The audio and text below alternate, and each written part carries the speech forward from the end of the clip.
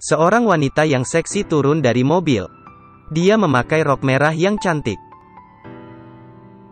Lalu dia menyeret palu besar di lantai dan mengeluarkan suara yang berisik. Saat itu dia sangat marah. Dia mendekati seorang montir yang lagi memperbaiki mobil. Kemudian dia menghantamkan palu ke si montir itu. Sebenarnya ada masalah apa yang menyebabkan wanita seksi ini mau membunuh si montir? In-ae seorang pengawal yang dipenjara 3 tahun karena membela diri. Hari ini dia dibebaskan. In-ae yang baru dibebaskan naik bus pulang ke rumahnya. Karena di rumahnya ada adiknya Eng Hye yang sedang menunggunya. Pada malam hari, Eng Hye yang melihat kakaknya pulang sangat senang. Setelah makan bersama, In-ae yang tidur bersama adiknya. Hatinya sangat kesal. Hari ini, In-ae masak makan yang enak dan menunggu adiknya pulang. Namun setelah lama menunggu, tidak kelihatan adiknya, dia pun sangat khawatir. Rupanya di sekolah Eng Hye sering mendapatkan kekerasan dari teman. Saat pulang sekolah, dibawa 3 orang preman wanita ke tempat karaoke. Di tempat karaoke, Eng Hye dipukul dan ditendang, serta dipermalukan dan bahkan direkam video yang tidak senonoh. Setelah menyiksa Eng Hye, 3 preman wanita mengajak pacar mereka. In-ae yang melihat adiknya yang belum pulang, dia pun mencari di sana-sini. Namun tidak ketemu adiknya. Terpaksa dia menunggu adiknya di rumah. Namun In-ae ketiduran. Keesokan harinya jam 8 pagi, melihat adiknya yang belum pulang, dia pun pergi ke sekolah adiknya. Namun adiknya juga tidak di sekolah. Dan saat itu, teman Eng Hye memperlihatkan video tidak seronoh ke In-ae. Dan korban di video itu adalah Eng Hye. In-ae yang melihat adiknya yang tidak berdaya. Hatinya seperti ditusuk dengan pisau besar. Tiba-tiba mukanya kelihatan sangat marah. Lalu dia menemukan preman wanita yang menganiaya adiknya. Dan terus memukulnya serta menanyakan keberadaan adiknya. Si preman wanita pun membawa In-ae bertemu pacarnya. In-ae yang sangat marah pun menendang pria itu dengan kuat. Setelah dipukul dan disiksa In-ae, sang pria memberitahu In-ae, adiknya dibawa orang dan memintanya membawa uang untuk menebus. Lalu dia memberikan kartu nama ke In-ae. Rupanya para preman mempergunakan adiknya In-ae untuk menipu orang dan memeras orang. Orang yang diperas pun semakin banyak. Namun semua hal pasti ada masalahnya. Hari itu mereka bertemu orang yang lebih sadis. Mereka pun gagal memeras sang men, malah dipukul oleh sang men.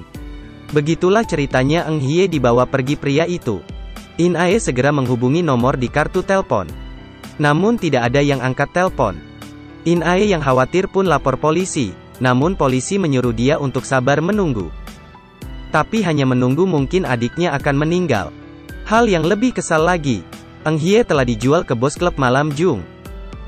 Dan bos Jung lebih sadis lagi, memaksa Eng Hye untuk prostitusi.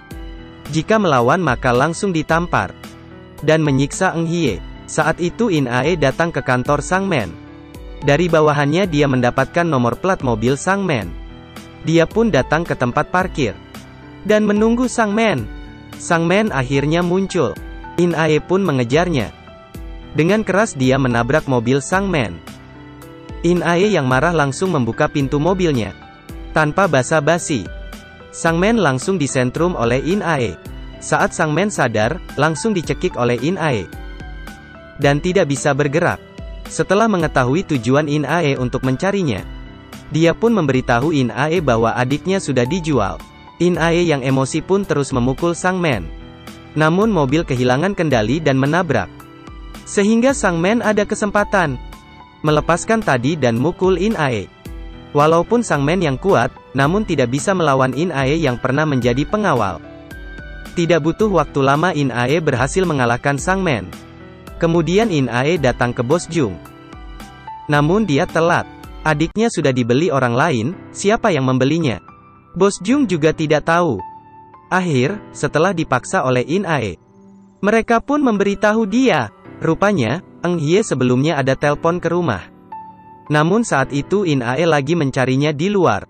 Terus, Eng Hye pun menelpon salah satu pemilik minimarket. Kemudian dia dibawa orang. Akhirnya In Ae datang ke minimarket. Pemilik minimarket tampak aneh. In Ae yang sangat marah, memukul kepala bos itu. Dan menyeretnya ke pintu. Lalu menggunakan pintu menjepit jarinya. Karena kesakitan pemilik minimarket pun akhirnya jujur. 3 tahun yang lalu dia pernah menganiaya dan memperkosa Eng Hye. Semalam ada yang menelponnya. Dia kira itu orang yang ingin meminta uang darinya. Dia pun sangat takut. Dia pun memberitahu hal itu ke bos studio foto. Karena bos studio foto juga pernah memperkosa Eng Hye. In Ae datang ke studio foto dan melihat foto adiknya. Dia pun tidak bisa memedam kemarahan. Tanpa basa-basi, dia melempar bingkai kaca ke arah bos studio foto. Setelah dipukul, bos studio foto pun bilang setelah dia menerima telepon semalam. Dia memberitahu bos montir, dan langsung diselesaikan In Ae. Lalu In Ae datang ke tempat bos montir. Ini adalah awal cerita film tadi. In Ae ingin membalas dendam untuk adiknya Eng Hye. Dia pun memukul bos montir dengan palu besar. Karena diinjak dengan tangannya, bos montir yang kesakitan menyebut nama seorang dewan besar. Sehingga In Ae teringat 3 tahun lalu. Dewan besar menggunakan obat bius dan membius Eng Hye. Saat itu, In Ae yang melihat keanehan adiknya pun mengikuti dia. In Ae melihat adiknya masuk ke mobil dewan besar itu. Dia mengikuti hingga ke hotel dan mendapatkan adiknya diperkosa. In Ae yang sangat marah mengambil obeng dan menusuk mata anggota dewan itu. In Ae akhirnya sadar anggota dewan itu masih terus mengganggu mereka. In Ae yang sangat marah pun membawa dongkrak. Dia tahu pasti bawahan anggota dewan itu yang membawa adiknya. Kemudian dia mencari tahu keberadaan anggota dewan itu. In Ae pun datang ke rumah anggota dewan itu. Setelah menghabisi pengawal anggota dewan, dia pun menanyakan keberadaan adiknya dari anggota dewan itu.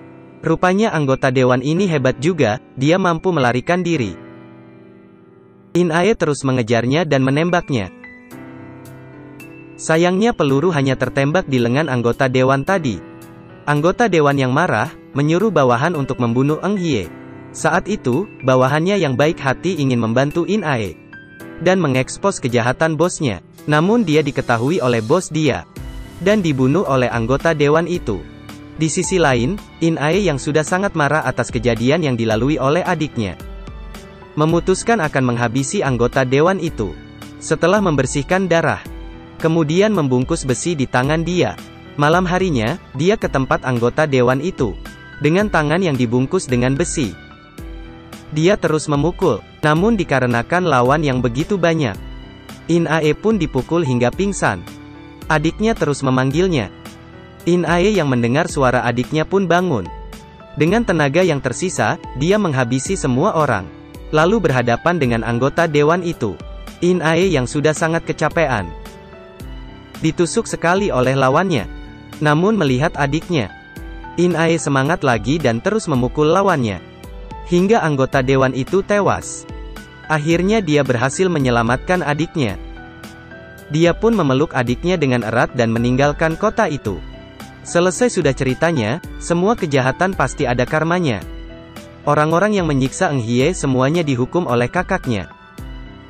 Baiklah, jangan lupa subscribe channel saya dan like video ini. Sampai jumpa lagi.